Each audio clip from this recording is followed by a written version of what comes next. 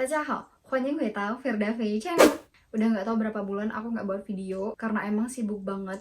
Karena sekarang itu di Cina ada peraturan baru gitu untuk kelas online. Terus juga ada pelajaran tambahan dan lain sebagainya. Itu buat aku sibuk banget dan sekarang itu aku udah ujian. So, karena aku ada waktu luang banyak, aku nggak tahu mau ngapain. Karena emang udah liburan 2 bulan ya kan. Jadi aku memutuskan untuk buat video lagi karena video kali ini tuh banyak banget pertanyaan-pertanyaan dari kalian yang masuk di DM aku. Ya, karena mungkin emang udah bulan 7, bulan 8, dimana itu bulan-bulan detik-detik kalian ada pengumuman lolos atau enggaknya kalian di beasiswa CSC dan beasiswa-beasiswa yang lain gitu kan. Di video kali ini aku bakalan bahas tuntas pertanyaan-pertanyaan kalian tentang kalau kita lolos, kapan berangkat ke Cina? Terus, gimana cara kita tahu kalau lolos beasiswa? Gimana cara kita tahu nggak lolos beasiswa? Nah, 3 pertanyaan ini sering banget masuk di DM aku. Ya mungkin karena emang udah bulan-bulan untuk menentukan lulus atau enggaknya ya. Jadi kalian makanya banyak banget pertanyaan-pertanyaan yang hampir sama kayak gitu. Jadi aku bakalan bahas setuntas-tuntasnya di video kali ini. Makanya kalian tonton videonya sampai habis, jangan sampai di skip. Kalau di skip nih, sekali kalian skip aja nih, wah, kehilangan informasi nih. Oke, jadi aku mau jawab dulu pertanyaan yang pertama. Kalau udah lolos beasiswa, kapan sih berangkat ke Cina? Kalian yang sabar ya, murid baru. Aku aja yang pulang ini udah hampir 2 tahun aku di Indonesia masih belum boleh balik. Kemarin-kemarin tuh ada kabar, Laosha aku juga bilang sendiri kalau paling cepat itu kita bulan September tahun ini bisa balik ke Cina. Tapi apalagi ya sekarang nih akhir-akhir ini COVID tambah banyak, apalagi ada varian Delta ya kan. Jadi aku nggak tahu ini nasibnya kayak gimana, apakah kita bisa balik bulan 9 ini yang paling cepet ya. Aku juga nggak tahu. Gitupun juga dengan anak baru yang 2020 aja mereka masih di Indonesia. Jadi mereka itu masih belum ke Cina gitu. Mereka dari lolos sampai sekarang itu masih sama, yaitu online class. Jadi masih belum gitu loh, masih belum boleh balik, apalagi yang 2021. Tapi aku berharap banget bulan 9 nih bener-bener bisa balik ke Cina dengan catatan kita udah vaksin. Oh ya, ngomong masalah vaksin nih ya, kemarin itu bilang kalau vaksinnya itu harus vaksin produksi Cina sendiri, jadi kayak Sinovac dan lain sebagainya gitu. Aku juga udah divaksin loh tapi masih vaksin pertama.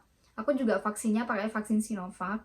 Ya alhamdulillah aku nggak ada keluhan apa-apa, paling cuman haus sih kalau aku ya. Kalau yang lain kan kebanyakan lapar, kalau aku tuh haus sama ngantuk. Ini tuh hari ketiga aku divaksin. Dan apa sih kegiatan aku habis divaksin? Jadi aku biasanya olahraga kalau di hari pertama setelah vaksin, dan hari kedua aku biasanya cuma yoga doang di dalam rumah. Tapi tadi pagi itu aku keluar rumah karena emang aku pengen lari dan pengen aja di bawah matahari gitu loh. Aku kasih cuplikannya sama kalian, kegiatan aku habis divaksin apa aja.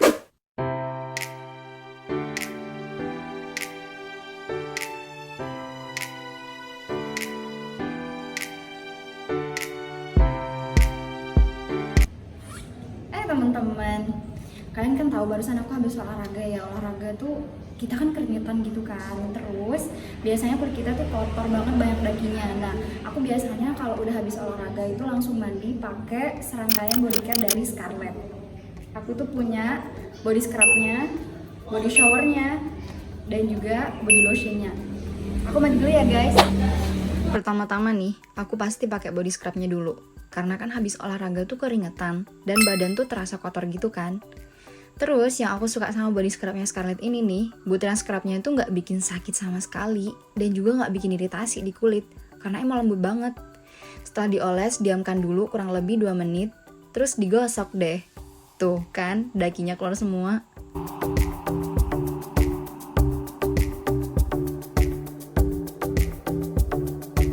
Setelah dibilas, langsung deh pakai body showernya. Sumpah, body shower Scarlett tuh wangi banget. Yang bikin body shower Scarlett beda sama body shower yang lain tuh ya, body shower Scarlett tuh mengandung glutathione, vitamin E, dan kolagen, yang dimana bagus banget buat mencerahkan kulit. Terus nih ya, kalau aku beli produk body care, pasti aku selalu ngecek keamanannya dan pastinya udah BPOM dong.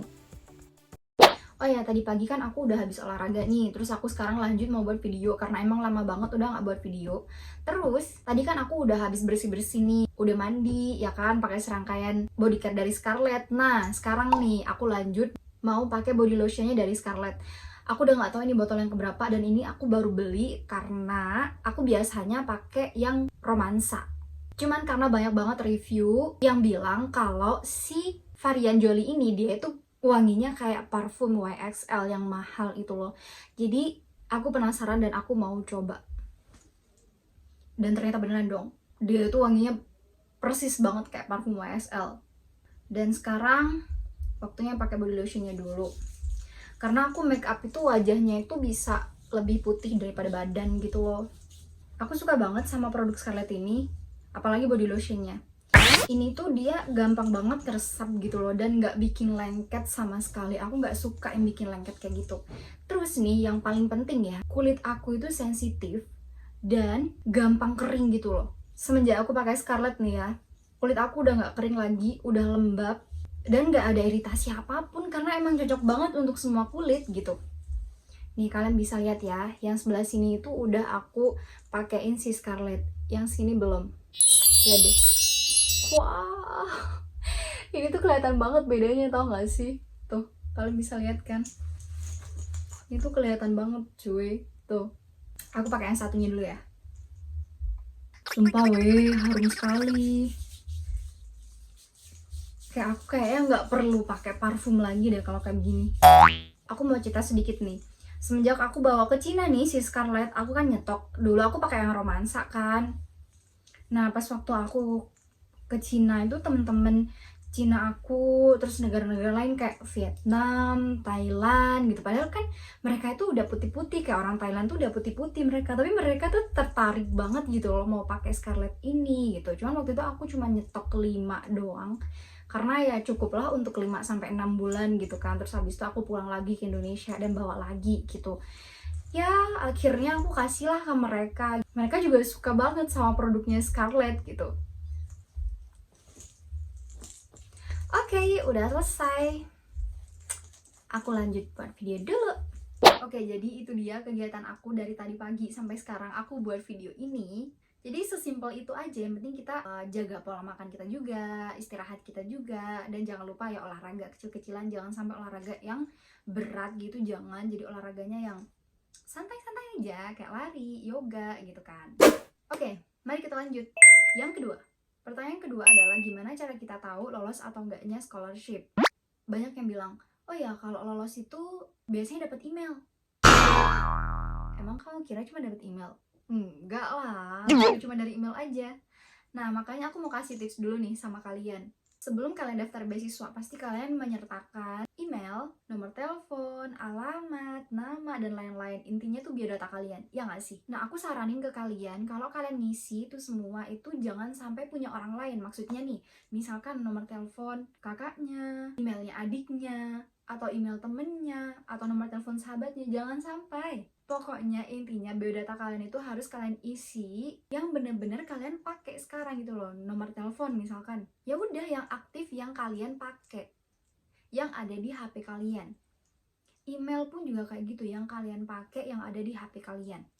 Jadi jangan sampai pakai email, nomor telepon, alamat, atau nama orang lain, jangan sampai. Kenapa? Nah nanti di akhir video aku bakalan kasih kalian bocoran kenapa. Aku nyaranin ke kalian semuanya harus pakai punya kalian sendiri. Kalau lolos itu dapat email, iya, dapat email. Tapi bukan cuman dapat email ya.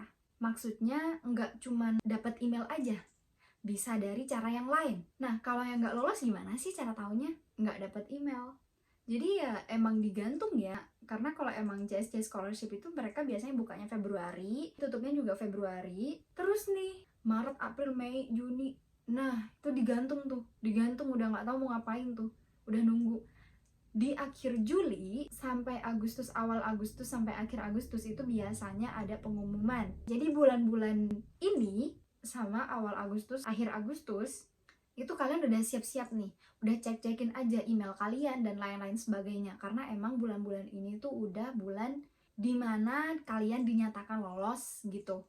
Kalau misalkan belum ada, ya berarti nggak lolos gitu. Nah, aku juga mau kasih tips ke kalian biar kalian lebih mudah, biar nggak terlalu kayak digantung banget gitu ya. Biasanya setiap tahun itu ada grup sendiri, grup CSC sendiri. Di grup itu tuh banyak banget orang Indonesia gitu, semuanya orang Indonesia. Tapi grupnya itu WeChat. Nah, untuk kalian itu yang mau kuliah ke Cina wajib banget download aplikasi WeChat. Karena itu aplikasinya Cina sendiri dan di Cina itu sering banget digunakan. Jadi kalian harus download aplikasinya dan nanti ada WeChat group, scholarship CSC gitu. Nah itu biasanya kalau misalkan ada salah satu dari teman-teman CSC di dalam grup itu yang udah lolos, mereka itu biasanya langsung kirim informasi gitu loh. Pas waktu ada orang yang udah ngirim di grup itu, kalian itu udah harus cek-cekin juga email kalian gitu. Kalau masih belum ada, ya udah nunggu minggu depan karena emang nggak semuanya hari itu yang lolos beasiswa CSC semuanya dapat email di hari itu, enggak. Jadi masih ada minggu depannya lagi, atau besok, atau lusa gitu. Jadi nggak pas hari itu juga dapat email itu, enggak gitu. Dan kalau misalkan udah sampai bulan 9 nih, kalian masih belum dapat email juga, nah berarti tandanya itu kalian nggak lolos. Itu lebih gampangnya lagi ya kalau di dalam grup gitu. Kalau misalkan nggak ada grup, ya udah kalian nunggu aja sampai bulan 9. Kalau misalkan bulan 9 belum dapat email juga, berarti ya emang gak lolos gitu. Tapi aku berharap semuanya teman-teman yang nonton video aku yang udah daftar scholarship, mau itu CSC, Asian Scholarship, dan lain sebagainya, semoga kalian lolos ya. Nah tadi kan aku udah bilang biodatanya itu harus punya sendiri, kayak misalkan nomor HP, alamat, email itu harus punya kita sendiri. Karena kenapa? Nih aku mau cerita dulu pengalaman aku. Mungkin ini bukan CSC Scholarship ya, tapi ini beasiswa kayak pemerintah daerah gitu. Ya Asian Scholarship juga bisa, atau Jiangsu Scholarship juga bisa, ya kan? Jadi intinya, mungkin kalau CSC emang semuanya di email, tapi kalau beasiswa lain nggak semuanya pakai email, menyatakan kalau kita lolos atau enggaknya gitu kan. Jadi pengalaman aku sendiri, dulu waktu aku daftar scholarship, karena emang aku dari Cina pulang ke Indonesia terus daftar lagi ya kan, jadi aku masih belum punya nomor telepon tetap gitu loh. Jadi waktu itu aku pakai nomor HP ibu aku, dimana ibu aku kayak cuma nelpon, terima telepon, ngecek di WA, udah gitu doang gitu loh. Nggak sampai kayak 24 jam itu sering banget pegang HP, enggak gitu. Nah waktu itu aku pakai nomor telepon ibu aku. Pas waktu aku daftar di sekarang kampus aku ya, Guangxi University, itu pakai Asian Scholarship. Tiba-tiba nih, itu udah di akhir Agustus. Aku udah bimbang nih, wah kayaknya aku nggak lolos nih ya Asian Scholarship, karena emang nggak ada pengumuman, udah hampir bulan 9 dan masih belum ada pengumuman gitu. Sampai akhirnya temen aku, dia ngechat ke aku terus bilang, Fir kamu dapat SMS nggak? SMS ya, bukan email. Aku dapat SMS, aku lolos. Aku buru-buru lihat HP-nya ibuku kan. Setelah aku lihat, ternyata iya dong. Udah 3 hari yang lalu mereka SMS, nggak aku balas. Padahal mereka bilangnya itu cepat dibales. Kalian tahu isinya kayak gimana? Yang SMS aku itu, dia itu orang Indonesia, kakak kelas, alumni dari Guangxi University sendiri gitu. Jadi, Laoshi di Guangxi University nyuruh kakak kelas alumni itu buat ngechat aku sama teman aku gitu. Nggak ya buat teman-teman yang udah lolos di Guangxi University pakai jalur Asian Scholarship gitu kan. Nah, alasannya kenapa? Karena di tahun sebelumnya nih, kan aku tahun 2018 ya. Jadi kayak tahun 2017, 2016 gitu, itu banyak banget yang nolak Guangxi University. Jadi kayak misalkan gini ya, daftar nih beasiswa di Guangxi University, terus daftar juga di kampus yang lebih bagus nih di Cina gitu. Terus mereka tuh ada yang diterima di kampus lain, akhirnya mereka nolak yang Guangxi University gitu. Jadi banyak banget orang Indonesia yang udah diterima di Guangxi University, tapi mereka nggak mau masuk di Guangxi University gitu loh. Akhirnya Guangxi University ini nggak mau lagi kayak begitu. Makanya mereka inisiatif untuk SMS duluan, mau nggak kuliah di Guangxi University gitu loh. Jadi waktu itu aku kayak, aduh semoga ini masih belum terlambat gitu kan, udah 3 hari yang lalu gitu. Akhirnya aku bales deh SMS-nya mbak itu, terus aku mau di Guangxi University. Akhirnya kampus itu udah ngirim JW-nya itu ke alamat aku gitu. Nah makanya nih kenapa aku bilang ke kalian, kalian harus pakai nomor telepon kalian sendiri, email kalian sendiri, alamat kalian sendiri, yang benar-benar kalian tempatin, yang benar-benar kalian pakai gitu. Oke, itu dia pengalaman-pengalaman yang udah aku lewatin dan aku udah share ke kalian. Semoga yang nonton video aku kali ini kalian bisa lolos semuanya, mau itu CSC Scholarship, Asian Scholarship, dan juga aku berharap kita semuanya, aku termasuk aku sendiri nih sama teman-teman anak baru nih, ntar lagi 2021 ataupun 2020 kemarin, bisa berangkat ke Cina tahun ini bulan 9. Amin. Oke, jadi itu dia video kali ini. Semoga videonya bermanfaat. Pastinya jangan lupa subscribe channel ini. Dan pastinya jangan lupa di like dan juga di share ya ke teman-teman kalian. Siapa tahu teman kalian juga butuh, ya kan? So ya, 再见。